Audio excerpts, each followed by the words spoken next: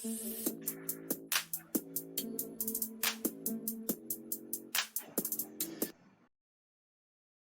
everyone and welcome to the first game of the Magnus Carlsen vs Nepomniachtchi saga that we'll be showing in this channel. We are currently in the semi-finals and this is the first game we'll be showing in this event. It is from round 1 where Magnus Carlsen faces Nepomniachtchi from the white pieces. The game proceeds very smoothly until one player makes a blunder. And so without further ado, let's check out this game, and as usual, we will have an extremely beautiful tactic for all of us to solve. Magnus has the white pieces and he opens the game with 1d4 and Nepo replies with knight to f6. c4, g6, knight to c3, and here d5. Nepo goes for his beloved Gruenfeld defense. C takes d5, knight takes d5, and now bishop to d2. We have bishop to g7 attacking the d4 pawn, so e4 attacking the knight, knight captures c3, and after bishop captures c3, we have seen Nepo play c5 in this position, undermining white center against Vichy, and Vichy had defeated Nepo in a stunning miniature that lasted only 17 moves. However, in this game, after bishop captures c3, Nepo goes for the main line, which is castle's king side. Queen to d2, knight to c6. So as this is the Gruenfeld defense, black will keep pressuring the d4 pawn and white will add defenders to the d4 pawn. Knight to f3, bishop to g4, still attacking this pawn knight. And after this bishop to g4 move, this move is practically forcing a mass exchange of pieces. So we have d5. Now this d4 pawn is no longer a target, but now bishop captures f3. We have bishop captures g7, king captures g7, and after g captures f3, now knight to e5 was played. And the idea of knight to e5 is to play knight captures f3, check this king and win the queen. So Magnus simply castles queen side. And here we have c6, undermining white center as white has castled in the queen side. Black would like to play rook to c8, open up an attacking file against this king, and as black castled on the king side, white will start an attack with queen to c3 and f4. And this position has been reached many times in where Magnus Carlsen himself had this position not from the white pieces but from the black pieces, and he played this variation in the 2014 World Chess Championship match. So obviously repeating a line against Magnus, who had already prepared this, is extremely risky business, and Nepomniachtchi learns this the hard way. After the c6 move, Vichy had the white pieces and he continued with queen to c3, just pressuring this knight. But Magnus has an improved novelty, which is bishop to h3, and bishop to h3 is a move that has never been played before. So it is as of move 14 that we have a completely new position on the board.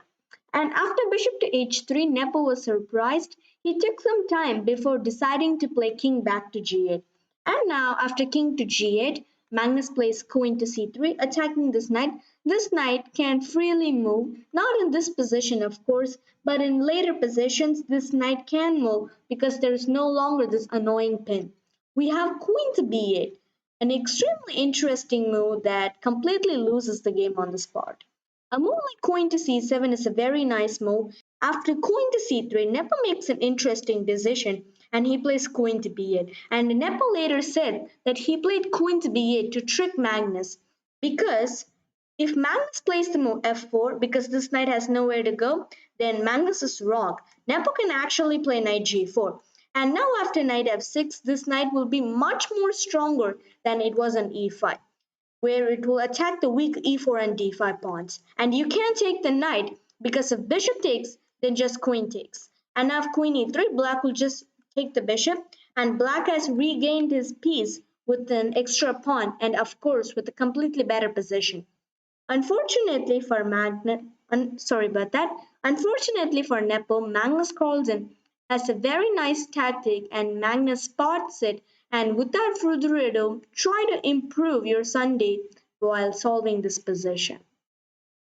To those of you who found out the correct move, congratulations. But to those of you who simply want to enjoy the show, the move is actually d6. because you don't want the queen to keep pressuring the f4 square. That's the idea. And after d6, once again Nepo went into a deep think and he plays e takes d6, which is the correct decision. If you play f6, it seems like you were defending the knight, but this is actually a worse move because after d takes e7, attacking the rook, rook to e8, white will simply play f4. And now this knight is under attack. You play knight to f7, but now queen captures f6 and bishop to e6 and queen captures f7 are unstoppable threats. Or you could play knight g4 like I mentioned earlier, but it also does not work due to the simple fact of e5. So this game is all about deflection. Once again, you're attacking the knight. So after you play knight back to h6, queen c4 check. And after king h8, e captures f6, white has two connected passed pawns, black has no compensation, and white is completely winning the game. So of course, Nepo sees this, and after d6, he plays e takes d6. We have f4 now attacking the knight, rook to e8, but after rook to e8, this knight is not going anywhere, so Magnus Carlsen takes his time by developing his pieces first. Rook h1 is on the board. And if Nepo makes a move like queen c7, then Magnus will take, but unfortunately, Nepo goes for a5. So he wants to create some sort of against the attack against the white king, but that is very unlikely. We have king to b1, always a very useful move, a4, but now pawn captures e5. Rook captures e5, f4, attacking the rook, but after rook to c5, Magnus simply plays queen to f6, and now this d6 pawn is slowly falling. a3, of course you want to create some sort of attack against the white king. If white plays a move like b takes a3, then never mind, white is still winning the game. But black will have some chances with rook to b5 check. And whenever you have a winning position, you need to try and minimize your opponent's chances as much as possible. b3 is on the board, rook to h5, attacking this bishop. But after rook to h5, for the first time in this game, Magnus Carlsen goes into a think and he finds out the easiest and the simplest way to end the game. So without further ado, try to find out this move while I give you a couple of seconds. Well, the idea is after rook to h5, almost any move you play wins. Bishop to g4 wins, rook to e3 wins, rook to d3 wins, but Magnus simply grabs this d6 pawn with the rook captures d6. And he's pretty much saying, okay, you can take this bishop. But the idea is if you play rook captures h3, then after rook e d1, there is no stopping rook d8 check whatsoever.